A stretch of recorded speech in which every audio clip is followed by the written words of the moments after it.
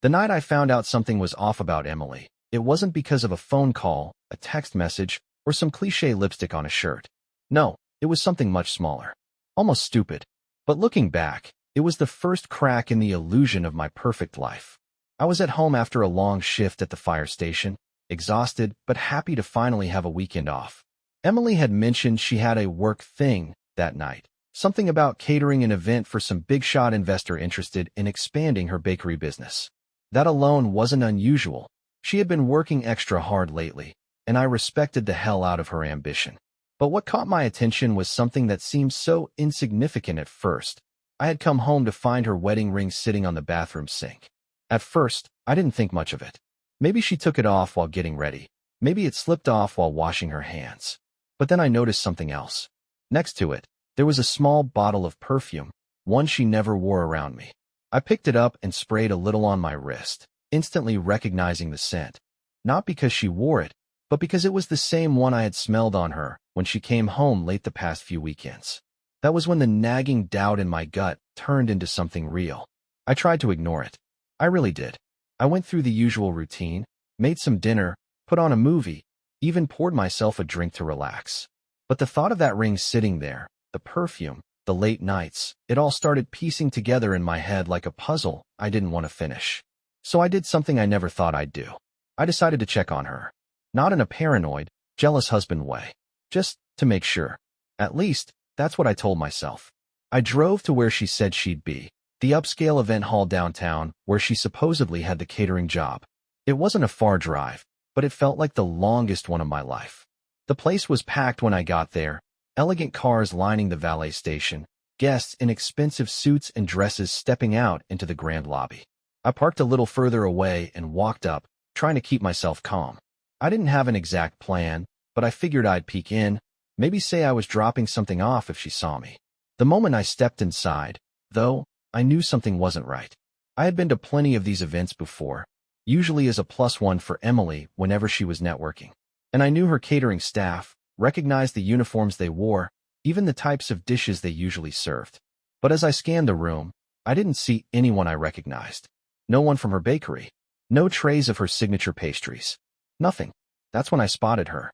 Not in the kitchen, not setting up a dessert table, but sitting at a private booth near the bar, sipping on a cocktail and laughing. And she wasn't alone. Across from her was a man, older than me, maybe late 40s, wearing an expensive watch and a suit that screamed money. He leaned in close, whispering something in her ear, and she smiled. The kind of smile she used to give me when we first started dating. The kind of smile that said she was enjoying every second of it. For a moment, I just stood there, frozen. My body was telling me to walk up to her, to demand an explanation, to make a scene, but my mind was still trying to convince me that maybe there was an innocent reason for this. Maybe he was just a client. Maybe this was a business meeting. But then, as if fate decided to put the final nail in the coffin, I saw her reach under the table and place her hand on his knee. Not a casual touch. Not something you do to a business associate. My hands clenched into fists, my pulse pounding in my ears. I turned around and walked out before I did something I couldn't take back. I wasn't ready to confront her, not yet. I needed time to think, to figure out what the hell I was going to do. But one thing was clear, Emily had been lying to me, and I was going to find out just how deep that lie went. I didn't sleep that night. I tried, but every time I closed my eyes, I saw her sitting at that table, leaning in too close, her hand on his knee. It didn't matter how many times I told myself I needed to calm down and think rationally. My body refused to listen. My mind kept running in circles, searching for a way to make this make sense. I could still hear her voice from earlier that morning, kissing me goodbye, telling me not to wait up, lying like it was the easiest thing in the world. At some point, I grabbed a beer from the fridge, sat at the kitchen table, and just stared at the wedding ring she had left behind. I thought about everything we had been through, every moment we had built together, and wondered if any of it had been real. I ran through all the possible scenarios. Maybe it was just business. Maybe I was jumping to conclusions. But deep down, I knew better. There was no innocent explanation for the way she touched him. That wasn't a handshake. That wasn't professional courtesy. That was something else. Something I wasn't supposed to see. By the time the sun started rising, I had made up my mind. I wasn't going to sit around waiting for her to come home and feed me another lie. I needed answers, and I needed them now. I grabbed my keys and drove back downtown. If she was still with him, I was going to find out. When I pulled up near the event hall, the parking lot was nearly empty. The big party was over, and the guests had all gone home. I scanned the area for Emily's car, but it wasn't there. Instead, I spotted something else, her bakery van, parked a block away near a small boutique hotel. My stomach tightened. I parked across the street and watched the entrance. 10 minutes passed. Then 20. Nothing. Then the door opened. Emily stepped out first, her hair slightly messy, her makeup not as perfect as it had been the night before. She wasn't wearing the same dress. She had changed into a more casual outfit, jeans and a blouse, like she was just another tourist leaving a hotel after a comfortable stay. A few seconds later, the man from the bar walked out behind her, adjusting the cuff of his expensive suit, looking far too at ease for someone who had spent the night alone. They didn't kiss, didn't hold hands, but they didn't have to. The damage was done. I gripped the steering wheel so tightly my knuckles ached. I could feel the heat rising in my face, the adrenaline flooding my system, every nerve in my body screaming at me to get out of the car and confront her right there. But I didn't. Not yet. Instead, I watched as they spoke for a moment, standing too close, before he casually walked away toward his own car. Emily stayed behind, checking her phone, completely unaware that I was sitting right there, watching every move she made. I forced myself to take a deep breath, to control the shaking in my hands before stepping out of the car. My legs felt heavy, like they weren't even mine, but I walked across the street anyway. I stopped a few feet away from her, waiting for her to notice me. When she finally looked up from her phone and saw me standing there, the color drained from her face. Daniel. Her voice barely came out, a mixture of shock and panic. I didn't speak right away. I wanted to see if she'd come up with an excuse, if she'd try to explain away why she was standing outside a hotel at 7 in the morning after spending the night with another man. But she didn't say anything.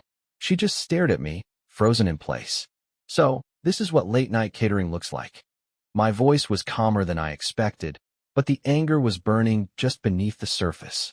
She swallowed hard, her hands gripping her phone like it was the only thing keeping her steady. I can explain. Yeah. I nodded, crossing my arms. Go ahead. Explain. She hesitated.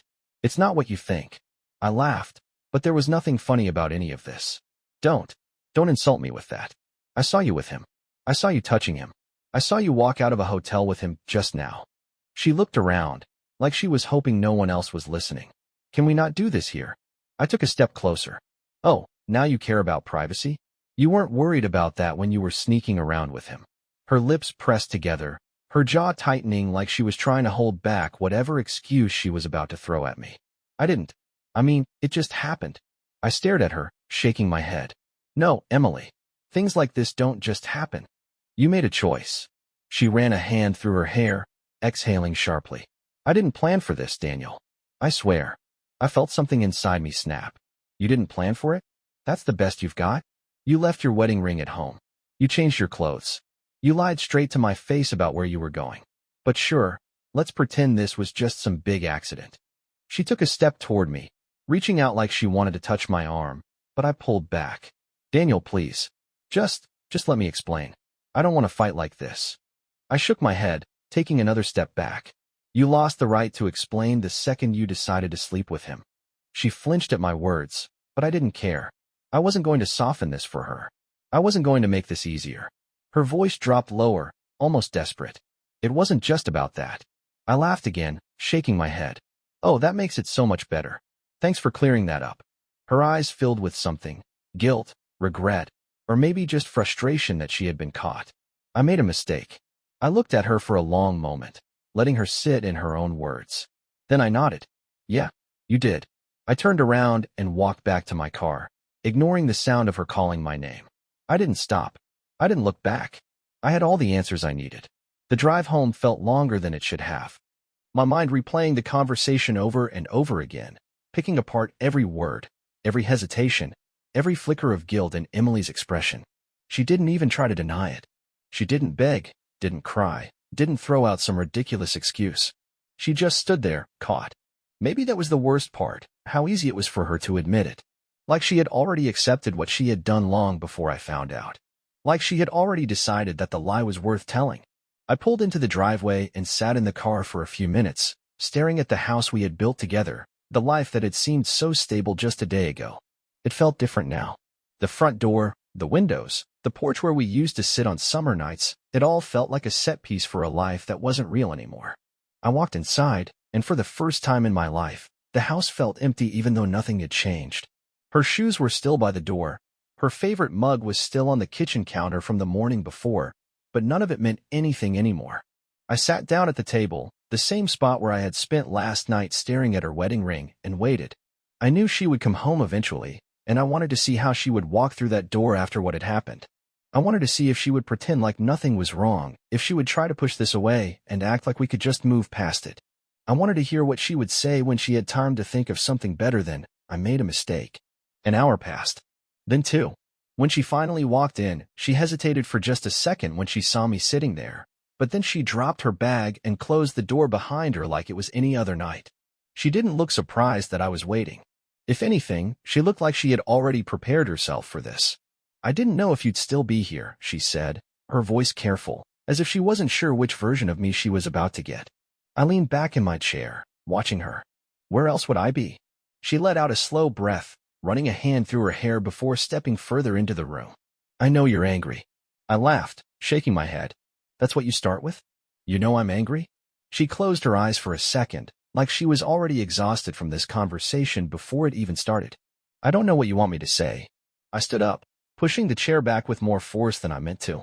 "I want you to tell me why. I want you to tell me when this started. I want you to tell me how long you've been sneaking off to hotels while I was at home thinking you were working late." She swallowed hard but didn't look away. "It wasn't like that." I clenched my jaw, forcing myself to stay calm. "Then tell me what it was like. Tell me how you ended up in bed with him." She looked down for a second before meeting my eyes again. "It wasn't about him, Daniel. It was about me." I scoffed, crossing my arms. "That's convenient." "I mean it," she said, her voice sharper now. "I didn't go looking for this. I wasn't planning to hurt you." I took a step closer, my voice low. "But you did." She let out a breath, shaking her head slightly. "I don't expect you to understand." "Try me," I told back. She hesitated again, like she was deciding how much to tell me. I felt like I was drowning, Daniel. Like my life was just moving forward without me actually being in control of it. Every day was the same, every conversation predictable.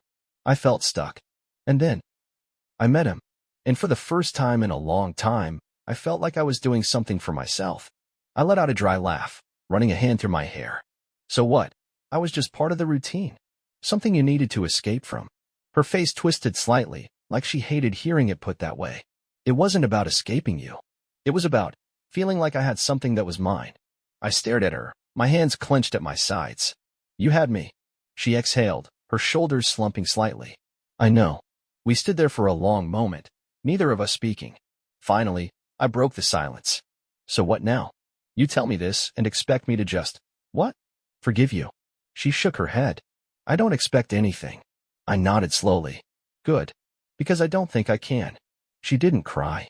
She didn't argue. She just stood there, accepting it, and somehow that made it even worse. I turned away from her, walking toward the stairs. "I'm going to bed. You can sleep wherever you want." She didn't say anything as I walked away. And for the first time since we got married, I didn't care.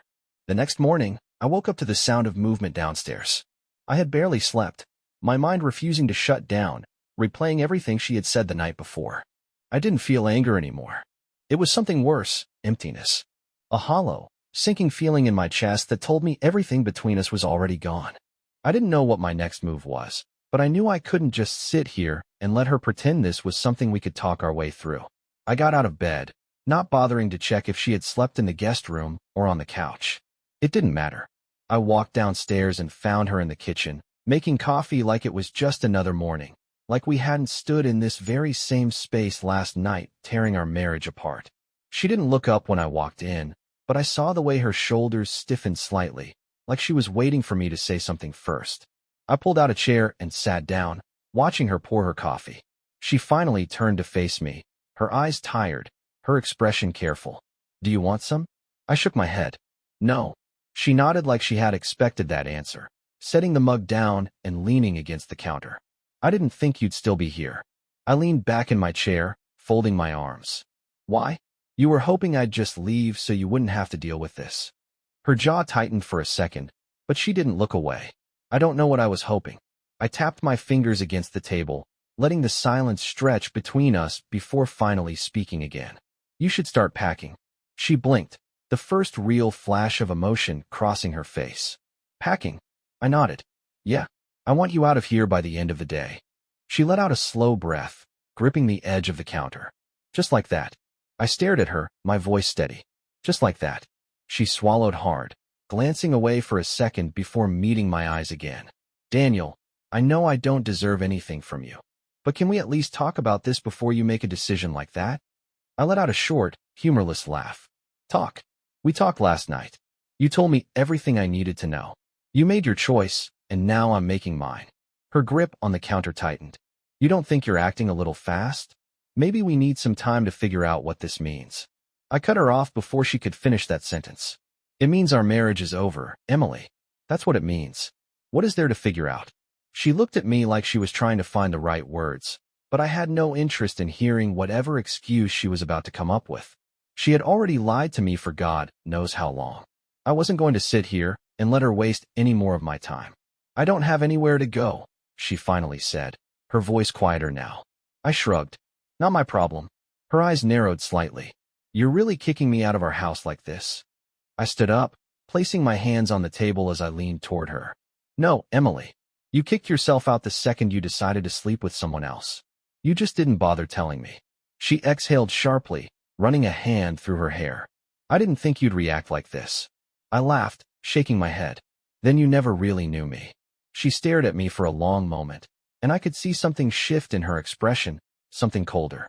Like she had finally realized I wasn't going to break down, that I wasn't going to beg her to stay and work things out. I had already made my decision, and she could either accept it or make things harder for herself. She nodded slowly, her voice flat now. Fine. I watched as she walked past me and headed upstairs. I didn't follow. I just stood there, listening to the sound of her moving around, packing up her things, opening and closing drawers, the occasional creak of the floorboards. I didn't feel relief, not yet. Maybe I never would. But I knew one thing for certain. This was the beginning of the end. The hours dragged on while Emily was upstairs, packing her things. I sat in the living room, barely moving, just listening. Every now and then, I heard a suitcase being dragged across the floor, the creak of dresser drawers opening and closing, the dull thud of something being shoved into a bag without care. It was strange how normal it all sounded, like she was just getting ready for another trip, like this wasn't the last time she'd be walking down those stairs with her things packed, leaving for good.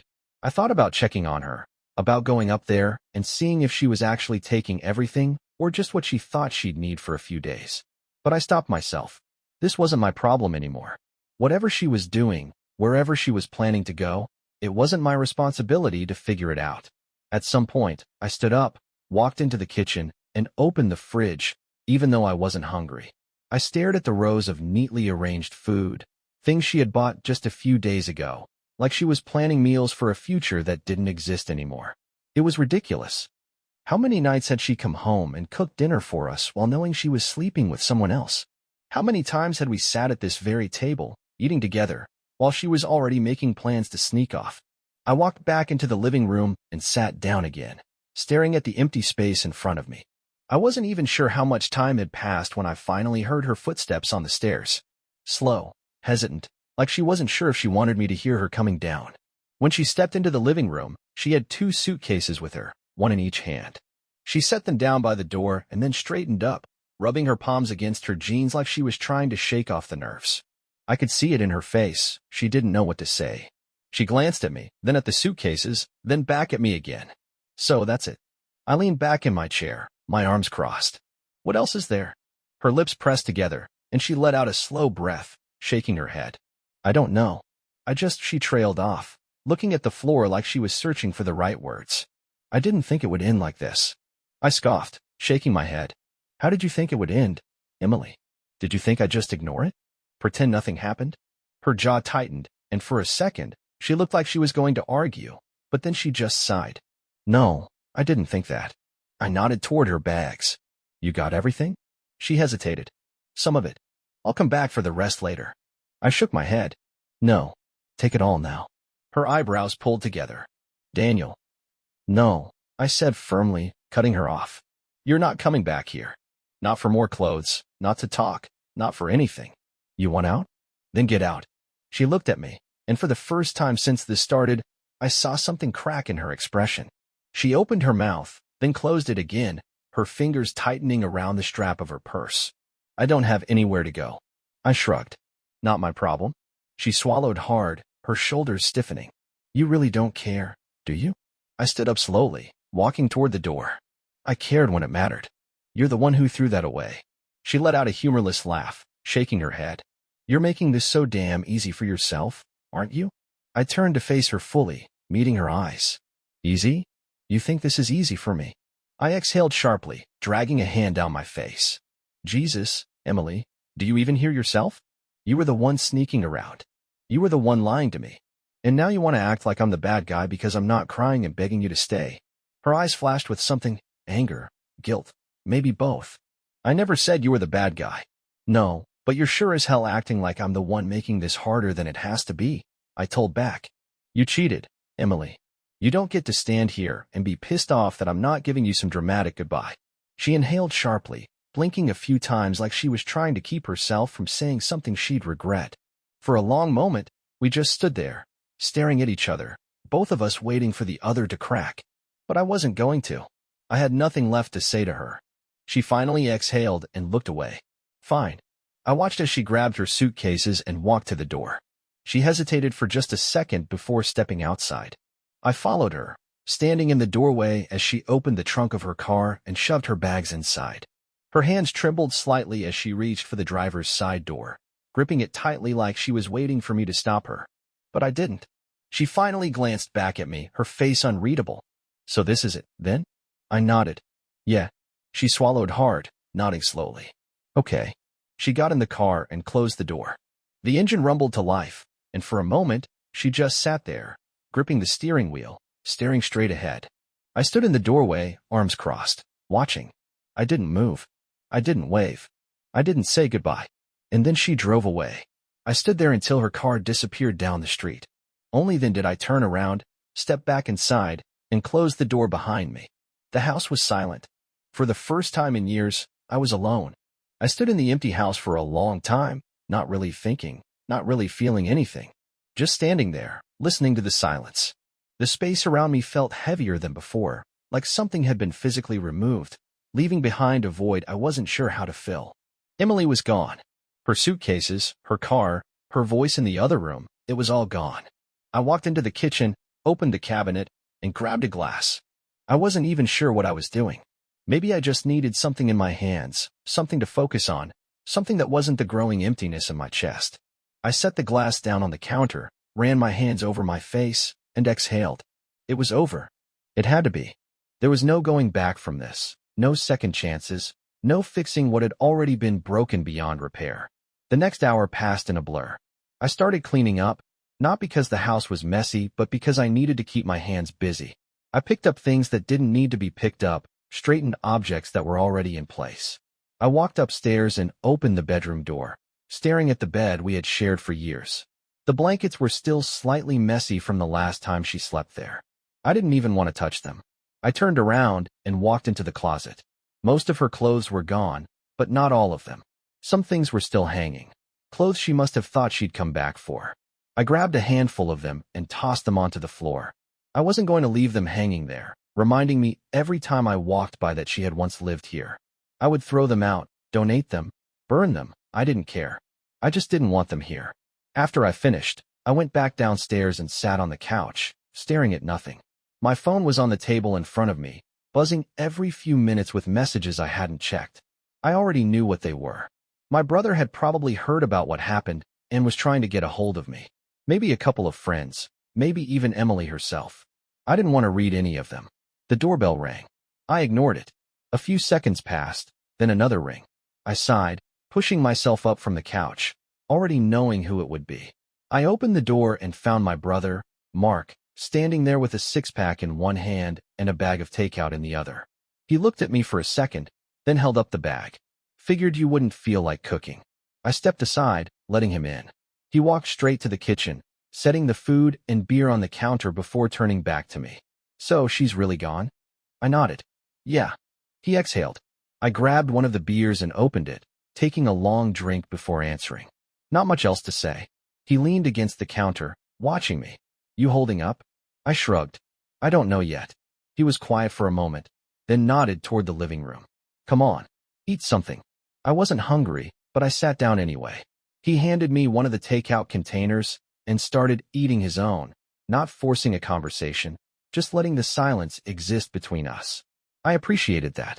I didn't need a speech about how I'd be fine, or how she wasn't worth it, or how time heals everything. I just needed someone to sit here and make the house feel less empty for a little while. After a few minutes, Mark finally spoke. What's next? I took another drink, considering the question. Divorce, obviously. He nodded. And after that, I let out a breath, shaking my head. No idea. He didn't push for more. We just sat there, eating, drinking, not saying much. Eventually, he finished his food and leaned back, looking at me again. Look, man, I'm not going to tell you how to feel, but you did the right thing. I nodded, even though it didn't really feel like a victory. Yeah. She's the one who ruined it, not you. I didn't respond to that. Maybe because I didn't need to. Mark stayed for another hour, making sure I ate, making sure I wasn't just sitting there drowning in my own thoughts. When he finally got up to leave, he clapped me on the shoulder. You need anything, you call me. Anytime. I nodded. Yeah, I know. He gave me one last look, then walked out. When the door closed behind him, I stood there for a moment, looking around the house. It still felt too quiet, too still, but it was mine again. No more lies, no more sneaking around behind my back, no more pretending. Just me. I walked upstairs, turned off the lights, and lay down in bed. I didn't expect to sleep, but for the first time in a long time, I did. And when I woke up, I knew that this was the first day of something new.